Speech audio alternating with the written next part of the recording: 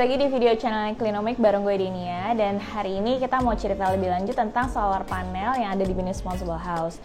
Jadi kita udah tinggal dan pindahan di rumah Mini-Sponsible House ini kan kurang lebih hampir 6 bulan ya. Dan selama 6 bulan ini juga kita menggunakan si solar panel. Dan so far kita happy banget sih dengan kinerja solar panel kita, karena kita beneran bisa menghemat sekitar 40% dari total tagihan penggunaan listrik kita sebelumnya gitu.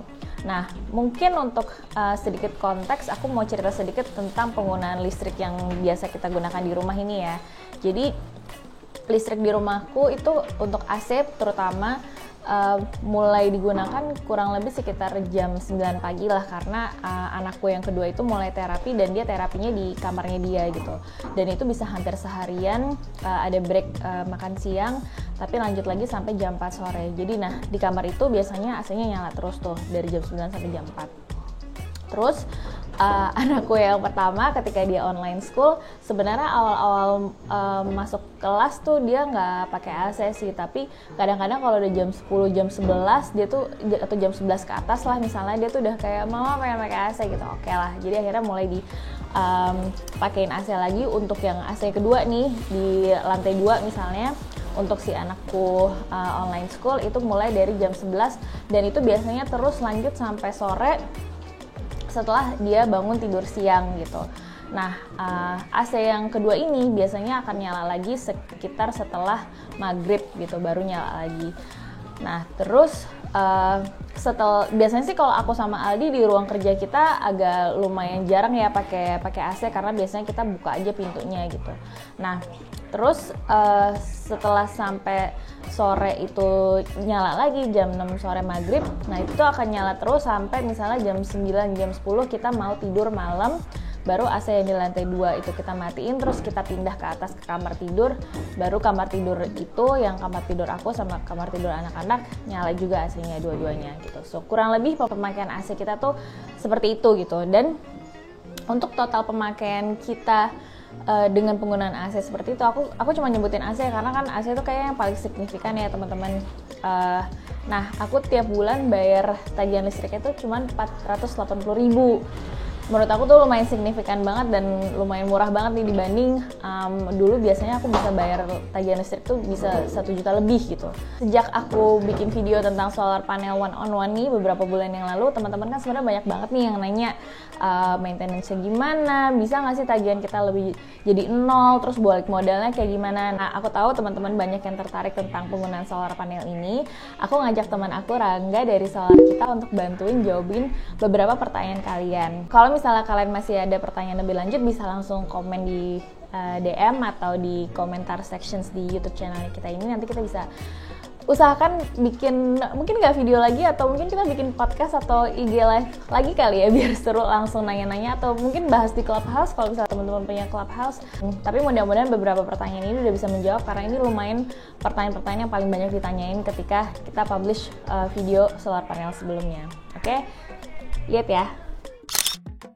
Penghematan karbon yang bisa didapatkan dari menggunakan solar panel itu sebenarnya source-nya ada macam-macam sih. Cuma yang pasti sih rule of thumb-nya atau yang biasa digunakan orang secara statistik itu adalah kalau untuk di Indonesia 1 kWh listrik itu memproduksi sekitar 0,8 sampai 0,9 kg CO2. Nah, kenapa itu bisa terjadi? Karena Indonesia itu merupakan salah satu negara yang masih didominasi oleh energi fosil untuk seluruh pembangkitnya, di mana 88% dari pembangkit listrik di Indonesia itu masih memanfaatkan energi fosil seperti batu bara, minyak bumi maupun gas. Jadi untuk balik modal dari menggunakan solar panel itu secara rata-rata secara umum itu sekitar 7-8 tahun. Nah, kita bisa ngitung 7-8 tahun itu caranya gimana. Seluruh penghematan listrik yang kita dapatkan itu bisa kita hitung sebagai return. Sehingga kalau kita hitung returnnya selama bertahun-tahun kita pakai, plus kita masukin nilai inflasi harga listrik, di mana inflasi itu selalu ada, itu secara rata-rata balik modalnya itu untuk saat ini itu 7-8 tahun. Nah, tapi kalau semakin besar total kapasitas solar panel yang kita pasang, secara BEP pun dia biasanya akan lebih cepat, karena hitungan per kilowattnya itu akan semakin turun kalau volume dari si kapasitas solar panelnya makin tinggi yang kita implementasikan. Oke, jadi untuk umur solar panel sendiri, sebenarnya umurnya itu bisa sampai 35 tahun sampai 40 tahun. Nah, cuma kenapa kita kebanyakan cerita bahwa umurnya itu sampai 25 tahun? Karena biasanya by standard untuk brand solar panel yang bagus, mereka memberikan performance warranty itu sampai 25 tahun.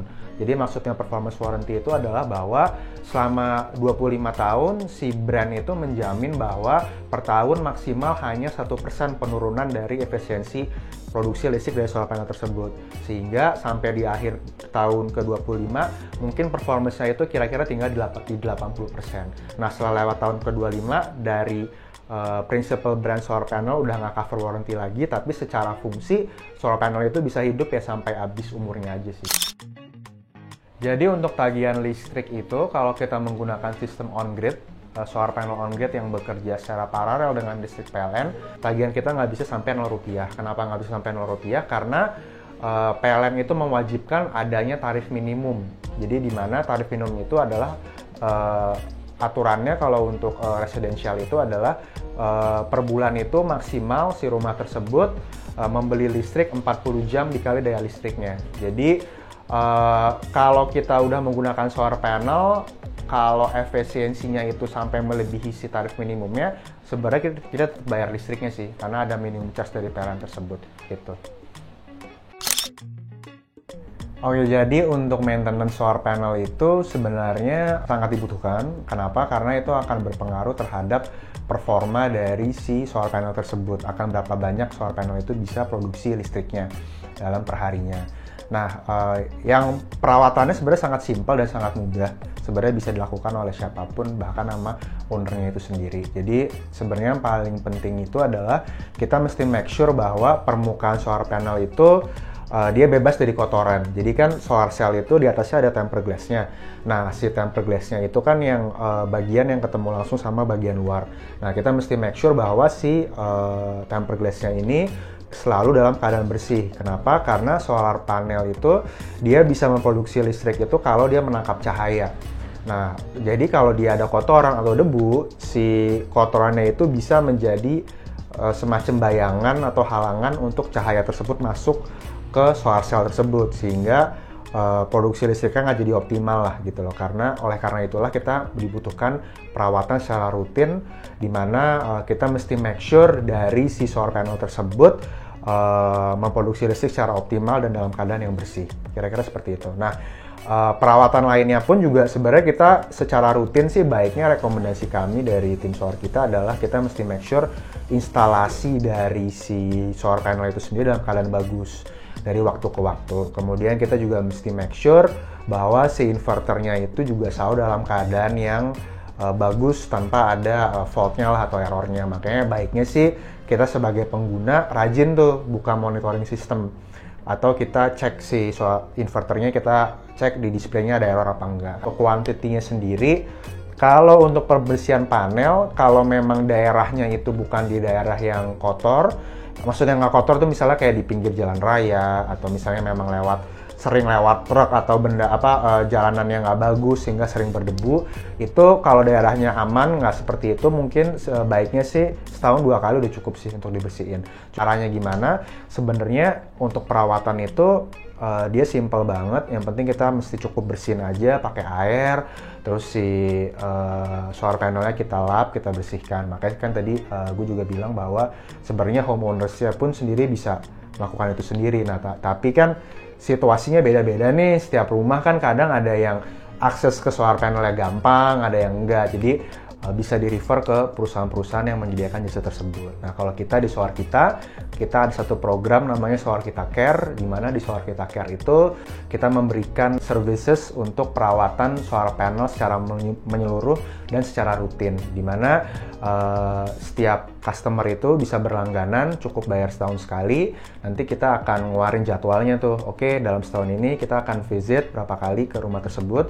By standard sih 2 kali. Kita akan datang setahun 2 kali ke lokasi tersebut. Nanti pada setiap tanggal tersebut kita akan datang ke lokasi dan kita akan melakukan pembersihan solar panel secara menyeluruh dari solar panelnya sampai kita lihat jalur kabelnya masih bagus apa enggak, sampai terakhir ke inverternya. Apakah inverternya masih berfungsi dengan baik apa enggak. Nah, plus mungkin informasi kalau kita ngambil paket solar kita care itu, kita juga ngeluarin satu fitur yang namanya itu sistem monitoring, dimana kalau bagi teman-teman yang menggunakan monitoring sistem dari solar kita secara proaktif kita bisa memantau kinerja dari sistem panel solar tersebut secara rutin. Kita bisa tahu, oh ternyata di rumah Denia ada trouble, kita bisa telepon Denia sehingga kita bisa melakukan lebih maintenance secara proaktif. Kalau emang dia bisa secara remote dikerjakan baik, kalau nggak bisa kita bisa visit ke lapangan untuk melakukan free check up visit untuk mencari masalahnya kenapa.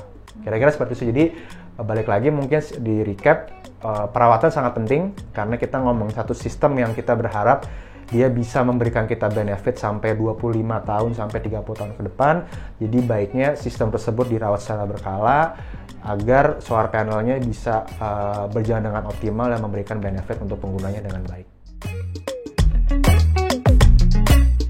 Oke, itu dia sedikit update cerita dari solar panel di Minisponsible House. Semoga bermanfaat buat teman-teman. Kalau misalnya kalian masih ada pertanyaan yang belum kejawab, coba lihat video solar panel kita yang sebelumnya, karena di situ juga sebenarnya udah banyak dibahas tentang solar panel. Dan kalau misalnya masih ada juga pertanyaan yang belum kejawab di video yang satu lagi dan video yang ini, kalian bisa tinggalin di DM atau di comment sections kita untuk nanti kita bisa bahas lebih lanjut di episode berikutnya. Oke, thanks for watching ya guys. Jangan lupa subscribe and like video ini. Bye!